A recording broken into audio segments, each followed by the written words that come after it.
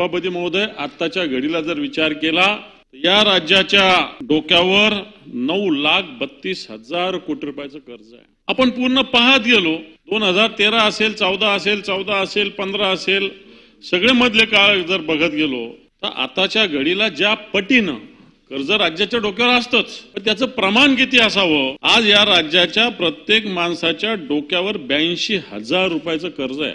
दरडोई कर्ज या राज्याच्या प्रत्येक व्यक्तीच्या डोक्यावर 82,000 रुपयाचं कर्ज आजच्या घडीला आहे. सभापती महोदय, राज्याच्या तिजोरीत होणारा एक एक पैसा महत्वाचा असताना आज या राज्यानं मोठ्या मोठ्या घोषणा, निवडणुकीसाठीची जुमलेबाजी ही पार काढण्यासाठी जर बघितलं तर आज व्याज फेडण्यासाठी फक्त 65,000 कोटी रुपये आपल्याला खर्च करावे लागतात. अशा प्रकारची स्थिती. 65,000 कोटी रुपये व्याज फेडण्यासाठी कित्येक राज्याचं बजेट सुद्धा 65,000 कोटी नाही, परंतु आपलं राज्य 65,000 कोटी रुपये व्याजाच्या रूपात देते. सभापती महोदय.